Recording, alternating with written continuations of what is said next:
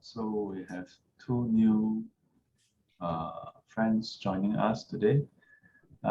Say hello to Nicholas and Christine. Nicholas, how did you get to know about this group? Good morning, Shifu. Good morning, everyone. I got to know about this group through Onchip, NUSDS. Actually, I've been looking around the YouTube for quite a while.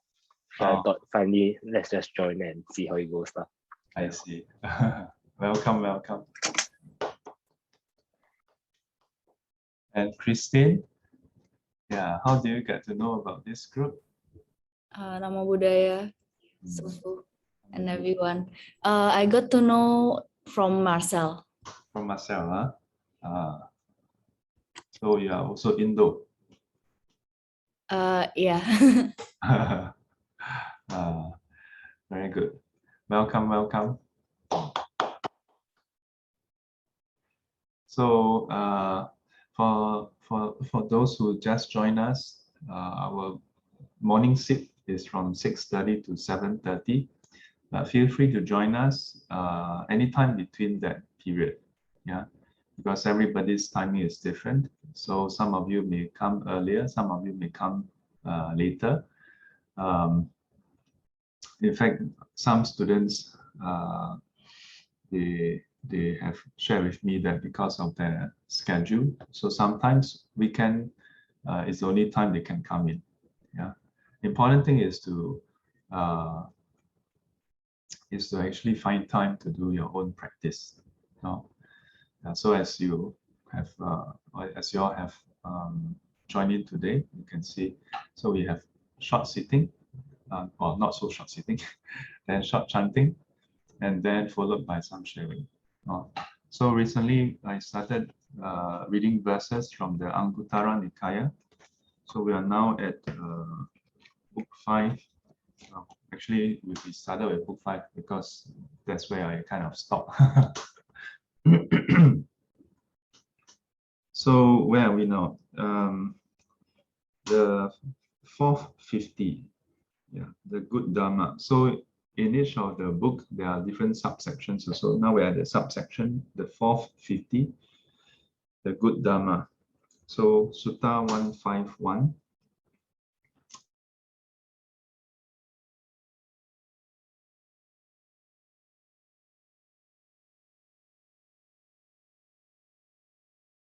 Shifu, sorry, Shifu is muted.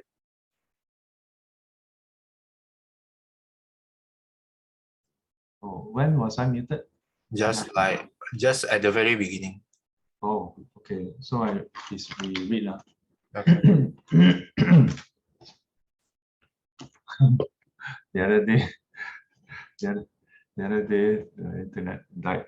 Today the thing got muted. Good. Like, see how many times you want to mute it. Okay. The 450, the good Dhamma, Sutta 151, the fixed cause of rightness. Bhikkhus, possessing 5 qualities, even while listening to the good Dhamma, one is incapable of entering upon the fixed cause consisting in rightness, in wholesome qualities. What 5? One disparages the talk, one disparages the speaker, one disparages oneself, one listens to the Dhamma with a distracted and scattered mind, one attends to it carelessly. Possessing these 5 qualities, even while listening to the good Dhamma, one is incapable of entering upon the fixed cause consisting in rightness, in wholesome qualities. Bhikkhus, possessing 5 qualities while listening to the good Dhamma, one is capable of entering upon the fixed cause consisting in rightness, in wholesome qualities. What 5? One does not disparage the talk, one does not disparage the speaker, one does not disparage oneself, one listens to the Dhamma with an undistracted and one-pointed mind. One attends to it carefully. possessing these 5 qualities while listening to the good Dhamma, one is capable of entering upon the fixed course consisting in rightness in wholesome qualities. So this is today's verse. So here one disparages the talk, referring to, of course, Dhamma talk now. Yeah. So one is the content itself. So if you disparage the content, of course, you cannot absorb. And if you cannot absorb, of course, you cannot enter into penetrating into the Dhamma, right? So one disparages the speaker. So one is the content, one is the speaker. Yeah. You know, there's the famous saying, don't shoot the messenger. Yeah. So the trouble is we are easily affected by who says the message. Yeah. Here it says one should not disparage the speaker, otherwise you cannot absorb the Dhamma. The trouble is we are easily affected. So it cuts both ways. Because of faith in the speaker, then we are sometimes attuned to the message, to what is being taught. And similarly, because maybe the speaker is not like, let's say, maybe your niece or nephew, or maybe your friend who is your peer, tell you something, and it's actually the truth, yeah, the teachings. It's actually something that is very meaningful, but simply because your friend is not a monk or nun, maybe you think, who are you? You are not Dalai Lama. Or you think of your friend, you are not Ajahn Brahm, or you're not Ajahn Chah. Yeah, then, or you're not some old Chinese monk. You're not some Rinpoche. Then it colors the way we listen to the content. Yeah. The third one is interesting. One disparages oneself. So the first two is about faith in the teaching and the speaker. The third is faith in yourself. Interesting. So sometimes you hear people say, now this is the degenerate Dharma era. Yeah, 末法时代. Yeah, we are not incapable of attaining enlightenment. What use is it to learn Dharma? You know, if you have this kind of mindset, even if you listen to good Dharma, you cannot absorb. Yeah, you cannot penetrate into the fixed course. Then the fourth one is if while listening, you don't have the earlier 3 thoughts, but the fourth one you have. What is the 4 thoughts? You have, yes, listening. Listen. People listen, you also listen, but your mind is all over the place. Yeah. You're thinking about other things. Yeah. So listening with a distracted and scattered mind. Yeah. That's why, on one hand, because of the pandemic, we are having the different classes online. Yeah, so now everybody is familiar with attending classes on Zoom. We are also more familiar with listening to talks on YouTube, on Facebook. But the downside of it is, compared to listening to a talk in person, you know, it's easier for us to be distracted, easier for us to not listen to it with clarity in the mind. Yeah, we listen halfway, then our family members call us. You listen halfway, then feel, very tired. Pause. Yeah, then go to the toilet go to the kitchen say hello to the fridge then maybe when we are listening, we lie down on the bed and listen. You know, there's in some traditions, yeah, there's a rule that says you're not supposed to listen to Dhamma talk while lying down. Yeah, actually this is all in the Vinaya, you know. Yeah, sometimes we think, Chinese tradition very mafan, a lot of rules regarding respect, so proud. All these Chinese monks and nuns, every time say humble, but actually so proud. So many rules about all this. Actually, these rules are found. A huge number of these rules are found in the Vinaya that is set by the Buddha. One of them being the one that I just mentioned. Yeah. So if someone is lying down and we are sitting up, we are not to give teachings unless the person is sick. Yeah.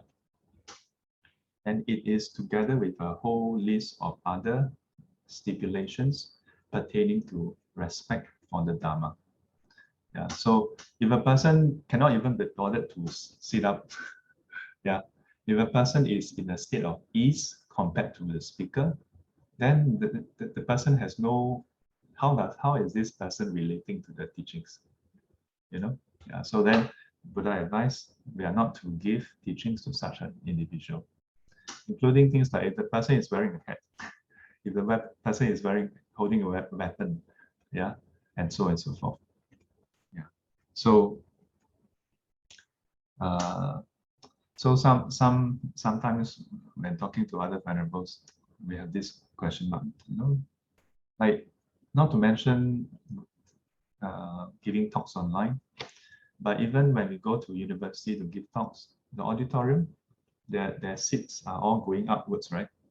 And many times we are standing giving a talk, especially if it's a public talk. So according to the Vinaya, that's wrong, Yeah. 人在做，己在立，不得为佛说法。We're not supposed to give teachings if someone is sitting while we are standing. Yeah. That's why you notice, especially for Theravadan tradition, they are quite particular about this. I say particular doesn't mean it's wrong. I'm saying they are quite strict on this. Yeah, you see that in fact, many times you don't get to sit on the same chair as the monk. Yeah, of course nowadays a lot of the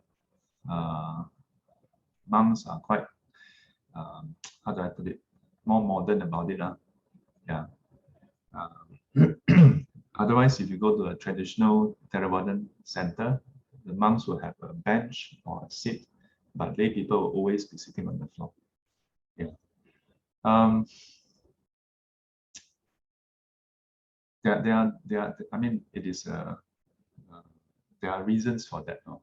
Yeah, because sometimes it's a very subtle thing, psychology of it. Yeah, you see on the same 平起平坐, Chinese have a saying, 平起平坐, you are sitting, you are at the same level, seated at the same level. Then hard to have that kind of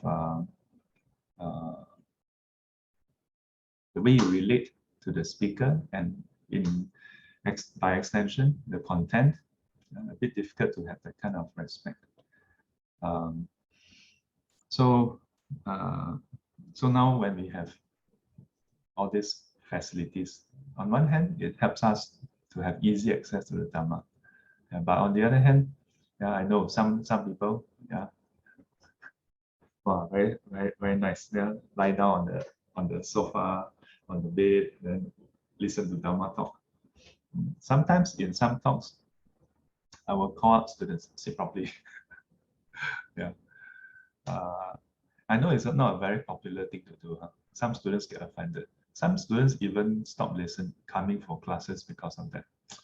But it's like, so sometimes I wonder, yeah, like if I go to NTU, NUS to give talks, right? I won't insist all of you come down from the auditorium, come down on the ground, come to the same level. Or I stand up there, you all sit down here. I mean, it'd be ridiculous. Yeah. So at the end of the day, a lot depends on the listener. Yeah. Especially when it's already on YouTube, on Facebook. Yeah. Up to individuals to check themselves. Yeah. You must remember, the speaker don't so-called gain anything when you show respect. Yeah.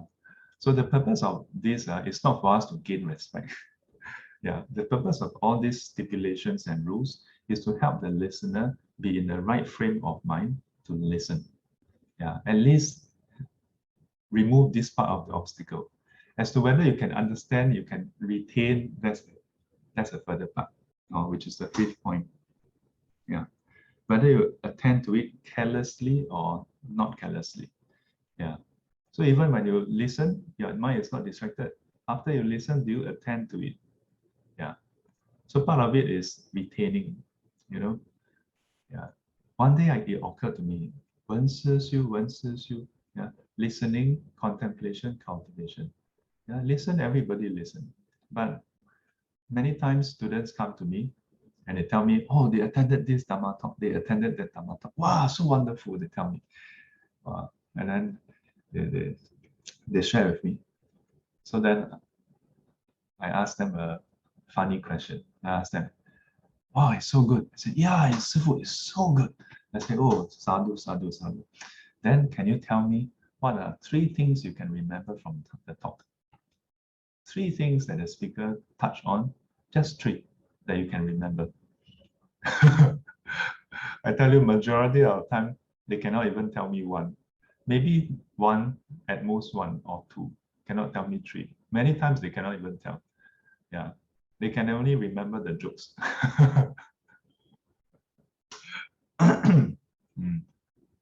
So we listen. I mean, I don't say that that is not good. That's still good. At least you feel good about the Dhamma. But feeling good about the Dhamma, you're still not getting the benefit of the Dhamma. You get inspired, that's good. But if you don't retain the teachings, then hard for you to do contemplation, even harder for you to be doing any cultivation as a result. So this is what I have for today for the verse. Let me see, someone left a message. Oh, this is a private question. Let me read now. Oh, this part I can read. I know this sounds stupid to your intellect. Well, I must say I'm quite a proud person. I don't usually think of questions as being stupid. Yeah, I think there are a lot of things that are stupid in this world. That's true, including myself sometimes. Okay, so oh, so this is a private question. I will answer in private.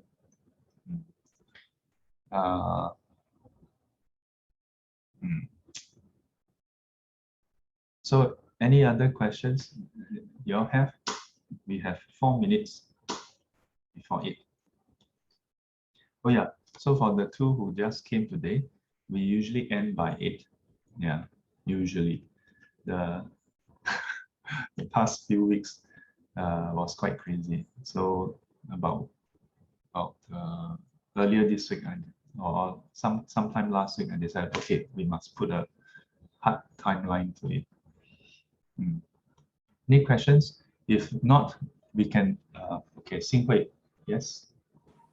Shifu, so with regards to the third point that you just mentioned, so if they already had that wrong idea, then what can we do about it?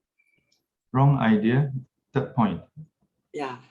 The point is listening with a distracted and scattered mind. No, third point is disparaging oneself. Or if one already has a wrong idea that one is not able to, then how? Then come and see me.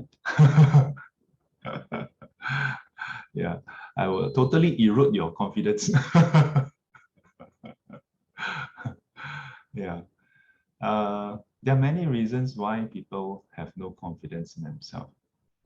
Yeah. Sometimes it's because of environment. Sometimes it's because of the people we associate with, that they don't help us to have confidence. Yeah. So another thing that can be helpful for confidence is when we attend Dhamma talks, don't try too hard to figure things out. Yeah. Don't try too hard to figure things out. In a sense of what? In a sense that when we are listening to Dhamma talk, try to just listen. Yeah. Don't try to understand things immediately. Now, this may sound strange. I say this many times, but I still say this may sound strange. Yeah, because in the classes, in the talks I've conducted, I always insist we must understand. Don't just do chanting, yeah, as an end by itself. Chanting is good, yeah, as I said yesterday, but don't take it as an end by itself. While I say that, then why is it that I also say when you listen to Dhamma talk, don't try so hard to listen to understand immediately? The simple reason being, if you were to try too hard to listen or even read and immediately try to understand, reading is a bit different, because reading the text is just there, it doesn't go away. So you can read and then reflect and reread again. But listening to Dhamma talk, if you try to understand immediately, you are thinking already. And if you are thinking, you cannot be hearing. Yeah, or at least you impair your hearing. So many times when students ask questions, right, to clarify their doubts, they end up clarifying what they think they heard, not what is really said. Yeah. And sometimes the best thing is I'm halfway through the sentence, then they have questions about the first part of the statement. But the first part of the statement is just an opening. I haven't even made my point. So I'm like, huh? And the even better thing is sometimes they would not even ask question. They will comment on my point, thinking they know my point. And I'm like, huh? Why do you say that? And then they say, da, da, da, da, da. Well, they have a whole thesis about it already. And I'm like, but I haven't finished what I said. Then they're like, huh? You haven't finished? I'm like, yeah, I haven't finished. And they're like, but isn't that what you're going to say? I said, no, definitely not. Yeah. So many times, yeah, I observe that students, as they are listening, they are thinking already. There was once very funny when I was in Bukaya. We brought a whole bunch of novice monks over there to do the practice there, have a retreat there. So in the evening, they will have time to rest or do their own practice, or they can come and do consult. So a whole bunch of them came to my room, and then they started asking questions. Then one of them asked me some questions, so I was replying. So halfway through, as I told the person, stop, stop. The person was not talking, but halfway through I said, stop. Then he said, huh? What happened? I said, stop thinking. And then he was very surprised. He was like, huh? How do you know I'm thinking? I said, it's very obvious. Like your face, you have the thinking face. I don't be mistaken. I don't have the clairvoyance. I can't read your mind, but I can see very clearly you are thinking already. Then he's like, yeah, I was thinking. How you know? I say, no, don't be mistaken. I don't have the psychic power, but it just took so obvious. You know, we have a certain look when we are thinking. Yeah. Yeah. So that is an impediment, and as a result, it may think, if we think and we can understand, then it should increase our confidence. No. The trouble is when we start thinking, we don't listen, then we only catch half the ball. Then as a result, we can't seem to get it. Then it can erode our confidence. Yeah. It can erode our confidence. And to begin with, the fact that we are not confident is also because we have certain expectation of ourselves. Yeah. And what is the expectation? Yeah. Because we expect that we should be able to understand. But how come cannot understand? So don't listen to Dhamma talk trying too hard to understand. Of course, ultimately it's to understand and then to realize it, right? Yeah. But things take time. As I always tell students, even instant noodle is not instant, still take 3 minutes. Even if you want to cook rice, still take 20 minutes, Yeah, no matter how fast it is, right? So why do we expect ourselves to just listen and immediately understand? Sometimes we are very interesting. You try to attend a physics lecture. Yeah, you try. Yeah, you try attending accounting lecture, any subject for that matter. Who can listen and remember and understand in one session? Who? How many of you? How many of you is like Isaac Newton or Einstein? Yeah. The teacher just teach A, B, then Einstein will say, but how about J? How about J? So what? Most of us are not that kind of caliber. Yeah. So think about it. Even for worldly subject, we cannot even absorb so quickly, retain enough to contemplate and understand. Why do we expect ourselves to listen to Dhamma talk and should immediately understand? Yet sometimes it appears as though we understand. Actually, what we understand is that the speaker's understanding. Yeah.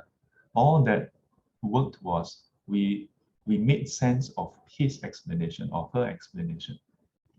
Yeah. But that's still good. That's a good start. But only when you contemplate and you understand yourself through your own understanding, then when you are faced with a different scenario, no matter how slightly, you're able to apply. It is the same as mathematics. The teacher can do the exercise on the blackboard, do or whiteboard. Yeah, then you see, you can, yeah, from his working, you can see the answer, you can see the steps.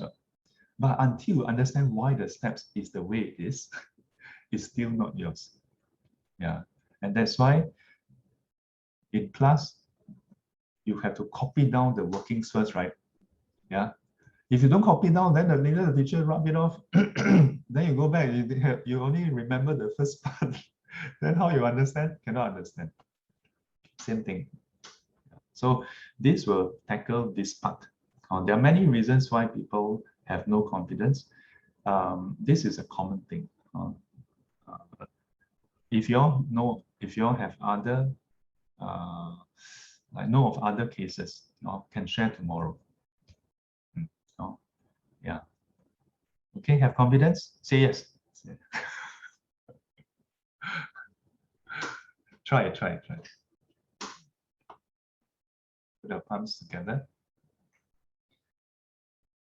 愿消三障诸烦恼，愿消三障除烦恼，愿得智慧真明了，愿得智慧真明了，普愿罪障悉消除，普愿罪障悉消除，世世常行菩萨道。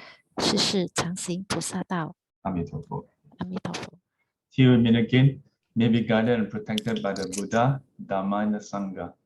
Sadhu, sadhu, sadhu. And as always, 乖乖。 all right, have a confident day ahead. Thank you, Stay Sifu. safe. 师傅， Okay. 谢谢大 Bye-bye. 家。 Yeah. Thank you, 师傅，拜拜。 Bye-bye. Thank you, everyone. Happy Teacher's Day. Oh, Bye. yeah. Thank you. Happy Teacher's Day. Yes. Teachers Day. Thank you. Happy So, Teacher's Day to bye-bye. everyone. Bye-bye. Bye bye. 师傅，拜拜，师傅。Bye-bye.